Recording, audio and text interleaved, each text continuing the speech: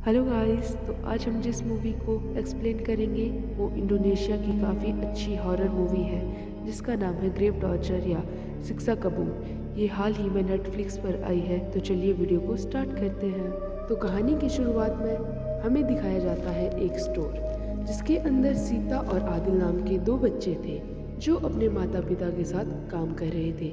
उनकी एक बेकरी की शॉप थी और उनकी बेकरी शॉप पहले के समय में बहुत अच्छी चलती थी, लेकिन कुछ ही समय पहले उनके शॉप के पास एक अमेरिकन कंपनी ने शॉप खोली थी जो काफ़ी बड़ी थी और वह बहुत सारे ऑफर्स लाते रहते थे, जिस वजह से सीता के माता पिता को बहुत ज़्यादा नुकसान हुआ। इसके बाद दिखाया जाता है कि उनके शॉप पर आदिल के स्कूल के दो लड़के आते हैं जो कि उसको स्कूल में बुली करते थे, जिस वजह से आदिल उनसे बहुत डरता था। यह सब जब सीता देखती है तो वह आदिल को गलत के लिए आवाज़ उठाने के लिए बोलती है, पर आदिल उसकी बात पर ज़्यादा ध्यान नहीं देता और अपने काम में लग जाता है। उसके बाद उनकी शॉप पर तीन लोग आते हैं जिसमें एक कपल और एक आदमी होता है जो सीता की माँ से बातें करने लगता है। तभी आदिल को एक आदमी दिखता है जो उनकी शॉप के अंदर आता है। वह आदमी ईयरफोन्स में रिकॉर्डिंग को सुन रहा था। वह डरा हुआ था। आदिल को रिकॉर्डिंग टेप देते हुए कहता है, अल्लाह का काम करने जा रहा हूँ। फिर वह शॉप से बाहर चला जाता है।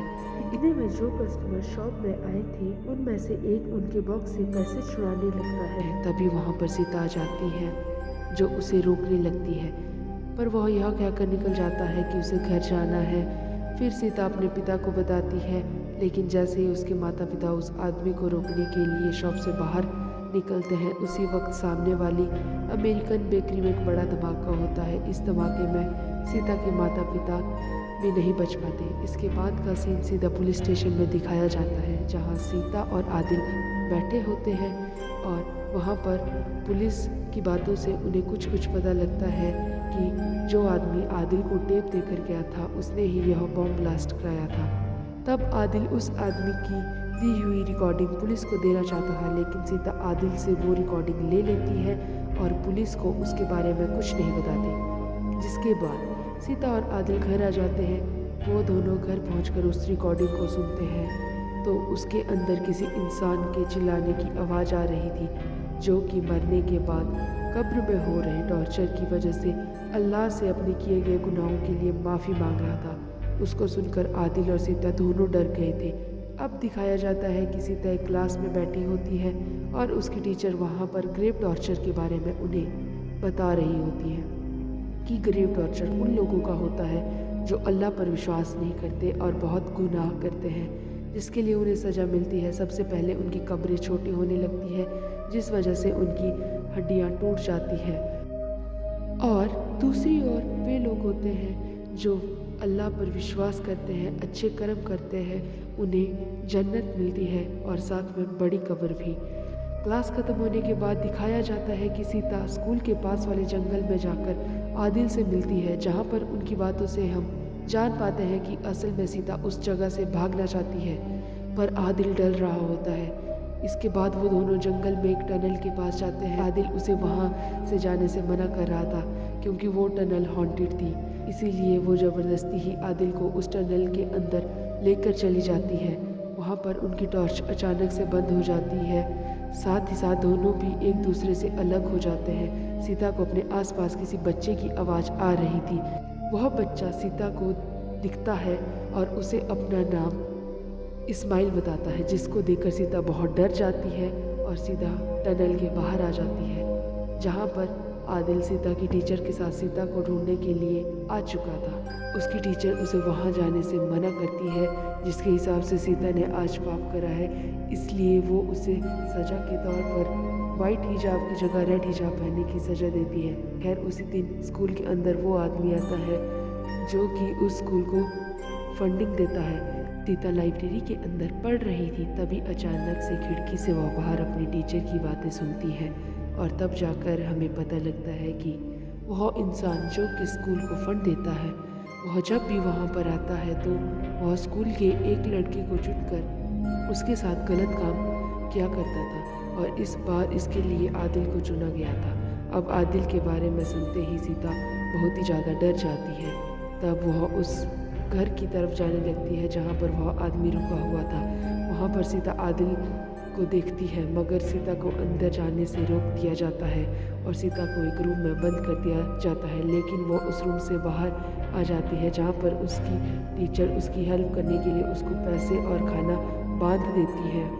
तब सीता वहाँ से भागकर जंगल के पास बने रास्ते में छुप जाती। फिर जैसे ही वो कार आती है तो सीता पत्थरों की मदद से ड्राइवर का ध्यान भटकाती है। सीता आदिल को कार से निकालकर वापस से उस टनल से भागने की कोशिश करने लगती है और उस समय तक आदिल के साथ गलत हो चुका था, जिसकी वजह से वह काफ़ी डरा हुआ था। अब उनके साथ उस टनल में बहुत ही ज़्यादा हॉन्टेड चीज़ें होना शुरू हो चुकी थी, जिस वजह से वे दोनों बहुत ज़्यादा डर रहे थे और सीता और आदिल डरते हुए टनल के दूसरे कोने से बाहर निकल जाते हैं।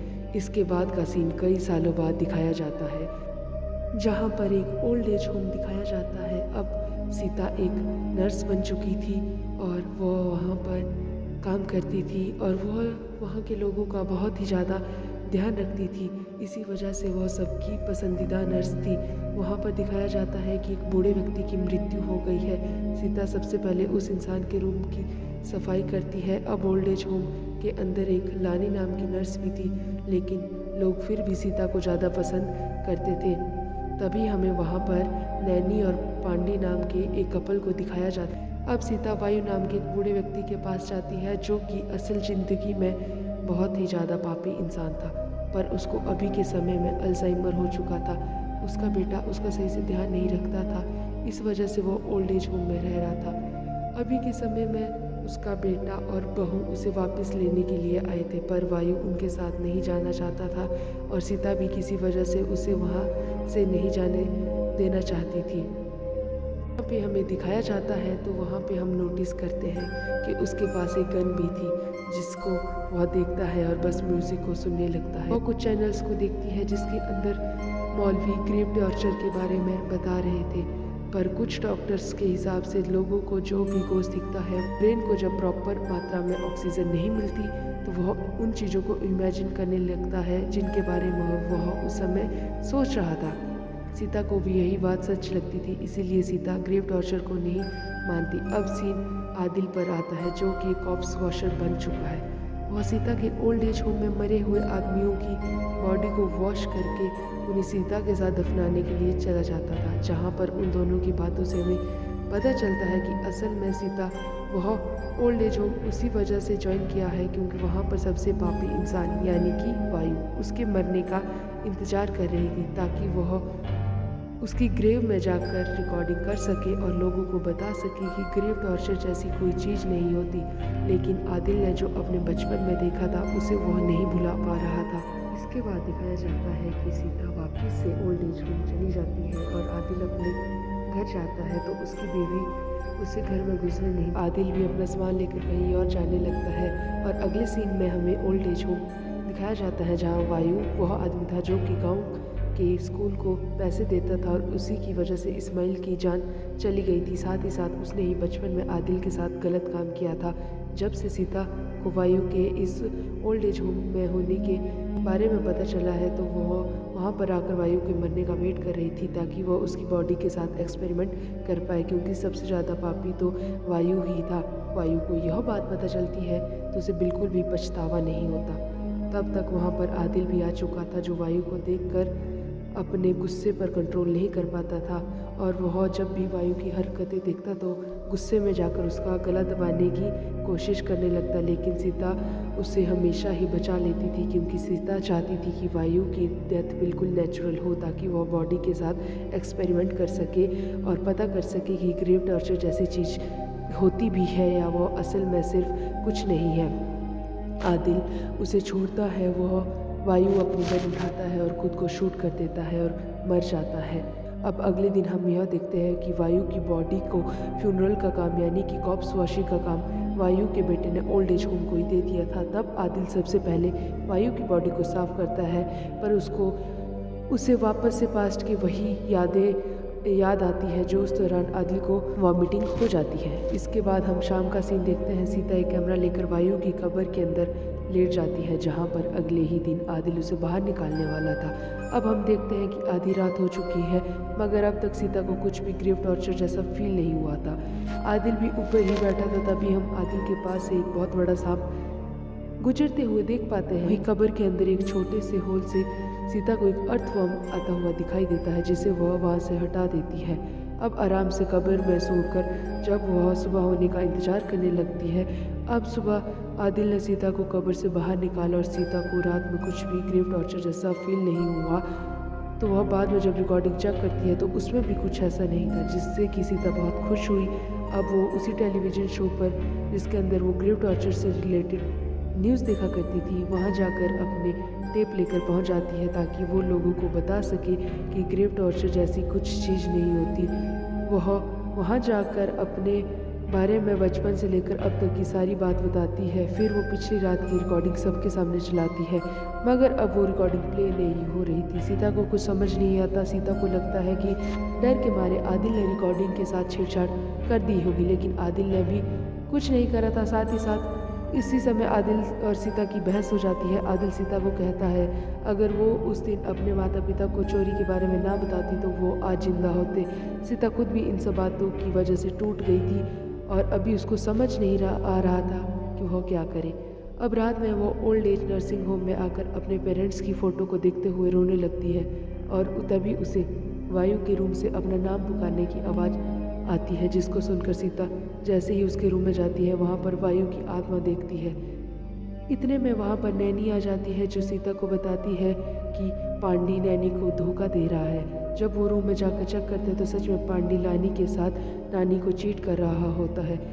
अब जैसे ही पांडी सीता को देखता है तो वह उससे माफ़ी मांगने लगता है, लेकिन जब वो नानी को देखता है तो उसे भी माफ़ी मांगने लगता है। सीता पांडी को बोलती है कि कुछ समय के लिए वह नैनी को अकेला छोड़ दे। अब हम रात में देखते हैं कि नैनी आज के हादसे की वजह से बहुत टूट गई थी। जैसे ही वह रूम में आती है उससे वैसे ही वॉमिट हो रही थी। इसके बाद वह अपने कपड़ों को वॉशिंग मशीन में धोने के लिए डाल देती है। इसी बीच नैनी की वेडिंग रिंग कहीं गिर जाती है।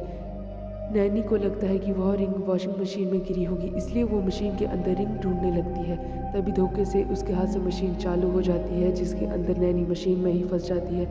नैनी के बाल मशीन की मोटर में उलझ जाते हैं। जब वो बाहर आने के लिए कोशिश करती है तो उसके बालों के साथ साथ उसके चेहरे की पूरी स्किन निकल जाती है और इस वजह से वो मर जाती है। अब नैनी की मौत की वजह से पांडी अब नैनी की मौत का जिम्मेदार सीता को बता रहा था, क्योंकि सीता ने ही नैनी और पांडी को अलग अलग रूम में रखा था। इसके बाद सीता अपने रूम में जाने लगती है। उसे फिर से वायु की आवाज़ सुनाई देती है, जिससे कि सीता काफ़ी परेशान हो जाती है। अब सुबह उठकर वो ओल्ड एज होम में रहने वाली एक लेडी से मिलती है, जिसकी बातों से हम यह जान पाते हैं कि वह पांडी के लिए नैनी की स्पिरिट को बुलाना चाहते हैं। इसके चलते वो उस लेडी के साथ में कुछ और बूढ़े लोगों को इकट्ठा करती है, जो कि ओल्ड एज होम के ही थे। उनके साथ मिलकर नैनी की आत्मा को बुलाती है, जहाँ पर नैनी की आत्मा अब उसी औरत के अंदर आ चुकी थी, जिसकी बातों से हम जान पाते हैं कि उसकी आत्मा को शांति नहीं मिली थी। उसकी आत्मा को शांति सिर्फ तब मिलेगी जब पांडी उस लड़की जिसके साथ उसने नैनी को धोखा दिया था, जब तक उसे मार ना दे। अगर वो ऐसा नहीं करता तो ग्रेव में बहुत ही ज़्यादा टॉर्चर करा जाएगा। अब यह बात जानने के बाद खुद पांडी भी बहुत ज़्यादा डर गया था, इसलिए वह इस काम को करने के लिए मान जाता है। वहीं हम दूसरी तरफ आदिल को देखते हैं, जो कि कॉप्स वॉशिंग कर रहा था। तभी अचानक से एक बॉडी जो कि उठ जाती है और वो आदिल को हंट करने लगती है, जिसे देखकर आदिल चेंजिंग रूम के लॉकर में घुस जाता है, जहाँ पर अब उसको और भी काफ़ी सारे लोगों की आत्माएं हंट करती है। अब जब रात में लानी और सीता साथ में थे, तब लानी की बातों से हम जान पाते हैं कि लानी का बचपन अच्छा नहीं गुजरा था, जिस वजह से पांडी उससे अटेंशन देता था। अब वो दोनों इस बारे में बात कर रहे थे, तभी अचानक से वहाँ पर पांडी एक डैगर लेकर आ जाता है, जो कि लानी को ख़त्म करने की कोशिश करता है। तभी लानी और सीता वहाँ से भाग जाती है, बाकी लोगों से हेल्प मांगती है, लेकिन सभी लानी को मारने के लिए आए थे, क्योंकि उनके हिसाब से अगर नैनी की इच्छा को पूरी करेंगे तभी उसे मुक्ति मिलेगी, तो उन्हें भी ग्रीव टॉर्चर नहीं सहना पड़ेगा। तब उनमें से ही एक बूढ़ा व्यक्ति लानी को मार देता है, जिसे देखकर सीता बहुत डर जाती है। लानी अब खुद भी नहीं जीना चाहती थी और इसलिए खुद को लगातार बहुत बार मार कर ख़त्म कर लेती है। सीता को समझ नहीं आया कि लोगों में अचानक से ग्रेव टॉर्चर का इतना डर कहाँ से आ गया। जब वह टीवी देखती है तो उसे समझ आता है कि असल में सीता ने जो ग्रेव टॉर्चर की रिकॉर्डिंग की थी, उसके बाद और भी बहुत सारे लोगों ने ऐसे ही रिकॉर्डिंग की, जिसका रिजल्ट बहुत ही बुरा हुआ। सीता जब न्यूज़ देखती है तो वह शॉक हो जाती है। सारे लोग ग्रेव टॉर्चर की वजह से बहुत डर गए थे। उसके बाद सीता वायु की कब्र के पास जाती है ताकि लोगों को दिखा सके कि ग्रेव टॉर्चर नहीं होता। वहाँ पर वह अकेली जाती है और कब्र खोदने लगती है, पर अब वहाँ पर वायु की बॉडी नहीं थी, जिसे देखकर सीता बहुत ही ज़्यादा डर जाती है। तब वह बाहर निकलने की कोशिश करती है, लेकिन इतने में ऊपर से मिट्टी कब्र में गिरने लगती है। सीता वहाँ से निकलने की कोशिश करती है, फिर थोड़ा सा आगे जाने पर वह अचानक से उसी टनल में पहुँच जाती है जिसके अंदर वह बचपन में आदिल के साथ भागी थी। वहाँ पर अब सीता को बार बार इस्माइल की आत्मा मदद के लिए बोल रही थी। वहाँ पर उसे काफ़ी सारी आत्मा दिखती है जो उसे हंट करती है, इधर उधर भागने लगती है और वो भागते भागते अपने बचपन वाली बेकरी में आ गई थी, जहाँ पर उसको पास्ट के विज़न वापस से दिखते हैं, जिन्हें देखकर उसे समझ में आ गया था कि वह अपना समय एक ऐसे सच को पता लगाने में वेस्ट कर रही थी जिसके अंदर लोगों को विश्वास दिलाना बहुत मुश्किल था। उसके सामने इस्माइल आ गया था जो उससे हेल्प मांग रहा था, क्योंकि इस्माइल की मौत के बाद वो अपनी मेमोरी के अंदर फंसा हुआ था और उसे डरने के कारण